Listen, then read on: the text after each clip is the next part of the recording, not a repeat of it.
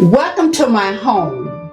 Welcome to my classroom where learning is exciting, it's invigorating, it's child-centered, and teaching is individualized.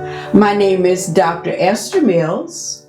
I am a former classroom teacher, a retired District of Columbia public school psychologist. I am a licensed professional counselor, mother, wife, and I have an adult daughter named Courtney. Parents, you are your child's first teacher. You brought your baby home from the hospital and you have been with your child ever since. This video is focusing on early childhood education, infancy up to the age of 8 according to early child education professionals. As your child's first teacher, you know your child's likes, his or her dislikes, their interests, foods that they like, and toys that they really enjoy. So you know everything about your child. Your classroom is your home. And since you are your child's first and most influential teacher, everything that you need in your home / your classroom, you already have. Things that you use every day, you already have in your classroom. I would just like to point out to you, for an example, in the kitchen, we have eating utensils, we have spoons, we have forks, we have plates, round plates, square plates, we have glasses, and just with those items alone, you can talk about the texture of these items. You can describe how they look. You can look at the shapes of the plates as well. The plates that I have here are round and one is square. You also have glasses. And if you want to teach science or math, we have plants, we have flowers, but let's just go to teaching fractions. I have in my hand an orange. This is a whole orange. If I want to show how we divide things into different parts, I could very easily cut this orange in half. And of course, these two halves make a whole. But if I wanted to further divide them, I could cut them into 4. So see, we've gotten in some math, we've gotten some geometry, into just those items that you have in your house. And in the kitchen, oh my, so many items in your refrigerator that are edible. And you use and you serve those items to your children all the time. One of the things that I've done, and you can turn this into a game, I have labeled these items. I have crackers, I have a banana, orange, plants, and we could talk about them. We could just look at the plants in this room alone. We have flowers, and those items are labeled. And one of the things I like to do is to label the item, and I might say to the child, maybe a 3-year-old, can you show me a banana? Do you see the word crackers as a child gets older? But again, these activities are designed for young children as well as preschool or kindergarten children. And one of the things I recall, I have this book in my library, Robert Fulghum said, and the title of his book is Everything I Needed to Know, I Learned It in Kindergarten, indicating that the foundational skills are taught at that level. And those are skills that you will need in later life.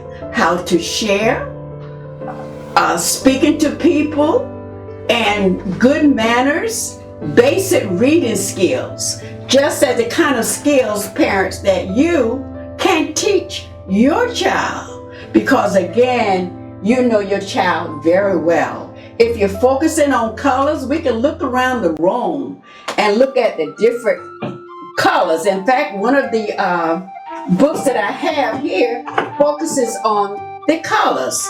A yellow color, a pink color, and these are inexpensive books that you can get from the Dollar Tree, and they're very colorful and they're very well enjoyable. And just look at family pictures. I imagine that every home has a family picture. You can spend time talking about the people that are in this picture, and just family picture over here. I have the words mirror. That is something children love to look at, mirrors, and the word candles. Those are words that are printed. They can also teach sight vocabulary. Children understand more words than they are able to identify.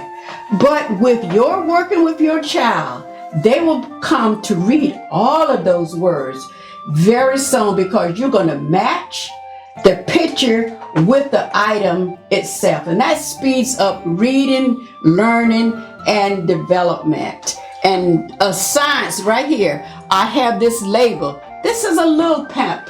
We can compare it to a big plant. And this is a flower. See, this is your science. You have these items in your classroom. You can be very creative in teaching all of those concepts. So your home is your classroom. Oh, let's just think about all of those items that are in the bathroom.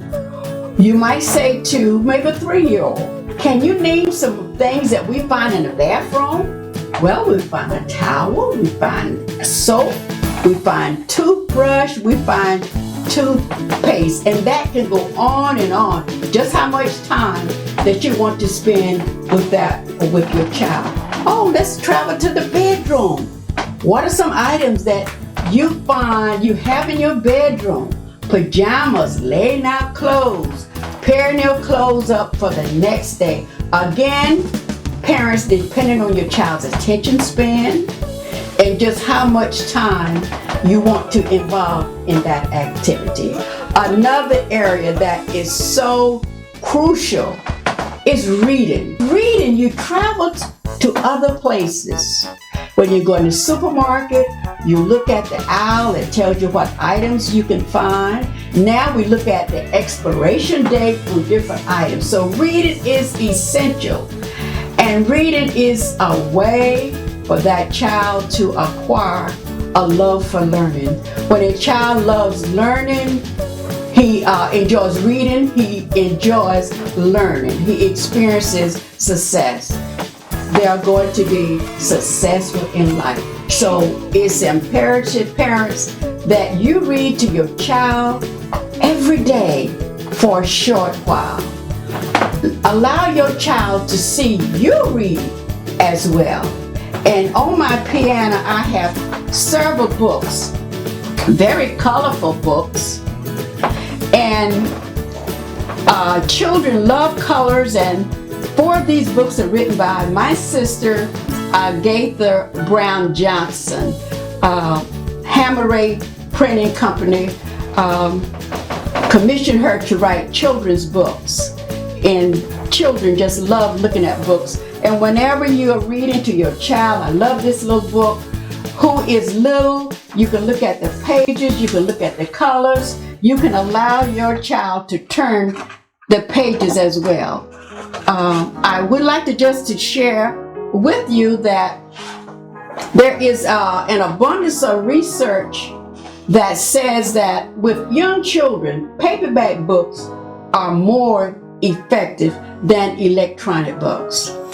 Paperback books allow you and your child to share that experience together, turning the pages together, talking about the colors, develop a close relationship with mom and dad, just mom and dad and the child.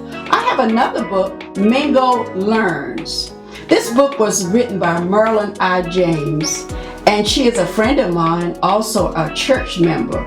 Mingo Learns, such a thought-provoking title of a book. So with an older child, you could say, I wonder what does Mingo learn? And you can just formulate thoughts about what the book is all about. So reading is just really crucial. I'm reminded that Laura Bush, former First Lady Laura Bush, said that reading is so essential. Read to your child every day. It starts the child to feel good about him or herself. They learn so much by reading. So parents make certain that their children get a strong foundation in reading. They start out by reading pictures. That's fine. Then they develop concepts, and by you posting names of different items, they're able to match the name of that word with that particular item. And so all around me, I have books that teach self-concept. I like myself, and it's endless in terms of the many skills that you can develop with children, reading to children. Let me also say, parents, you can tell your own story. And the two of you can write it down, and with an older child, maybe 6 years old, they can see what the story looks like. But the learning is endless. Just how creative that you want to be, you can be with your child. You know your child's attention span. So when the child is tired, you can stop and you can resume that activity. So what I would like to close with at this time is to say, parents, do not be afraid to turn the television off. Spend that critical time reading with your child, playing a game, and just spending that precious time with your child. Allowing your child to see you read.